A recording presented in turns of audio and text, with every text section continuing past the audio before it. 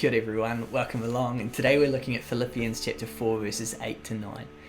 And here we read Paul writing as he's getting near the end of the letter. He says, "Finally, brothers and sisters, whatever is true, whatever is noble, whatever is right, whatever is pure, whatever is lovely, whatever is admirable, if anything is excellent or praiseworthy, think about such things.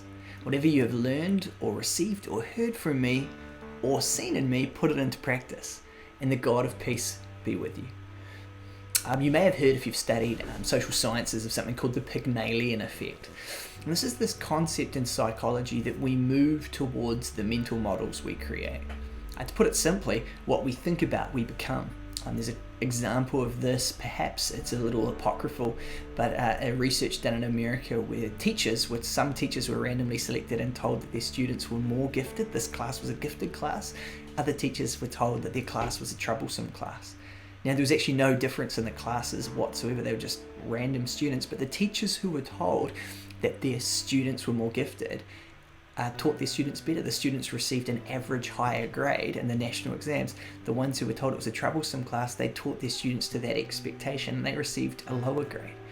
See, their thoughts about their students impacted the way that they actually taught and behaved towards these students.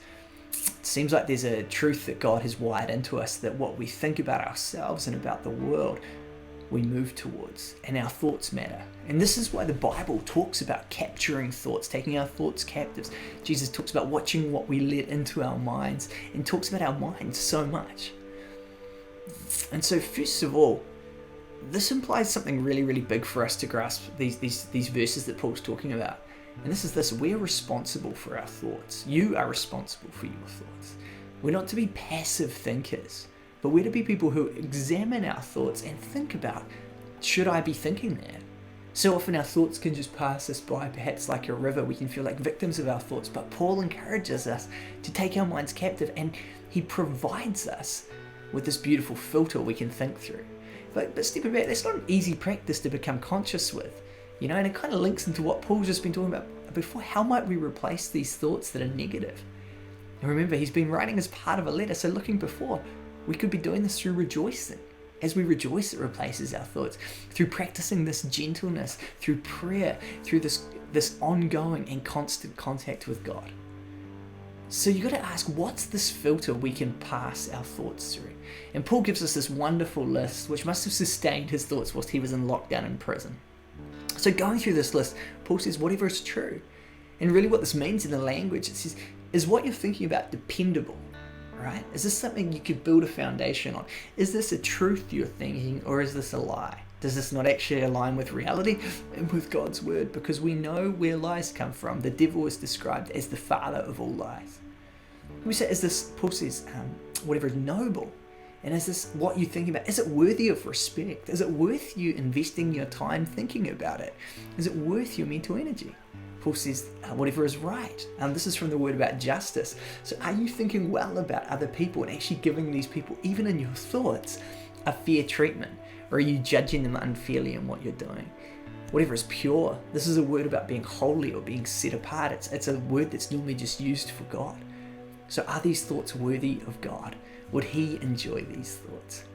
Whatever is lovely. This is a beautiful word, which means, do these thoughts, do they call forth love? Do they make you love? Do they make you want to act in a loving and lovely way? Or perhaps are they leading instead towards more lust? Are they admirable? Are these thoughts that are attractive? They're not going to cause offense to anyone. Are these thoughts you might be proud of? Are these thoughts excellent? Now this word means morally excellent. So are they in line with God's word? And are these words praiseworthy? Can these thoughts be turned towards God and praise? Now the point of this is not to give you a long list so you don't sin, be naughty and sin. No, because this isn't legalism. This is like a doctor saying, do you want a life that thrives? Well, if so, do this. These thoughts will lead you to life. This is the way that God has wired creation.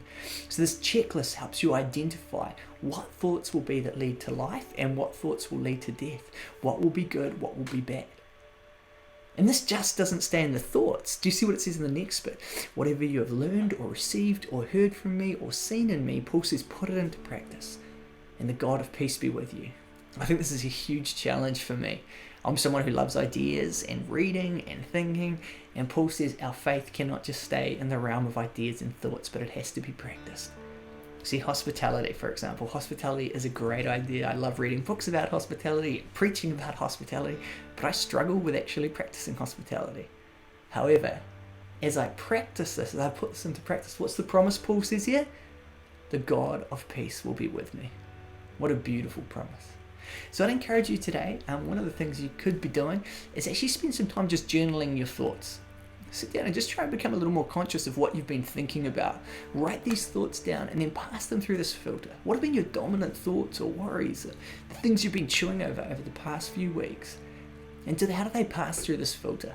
Are these worthy, or are these thoughts that need replacing?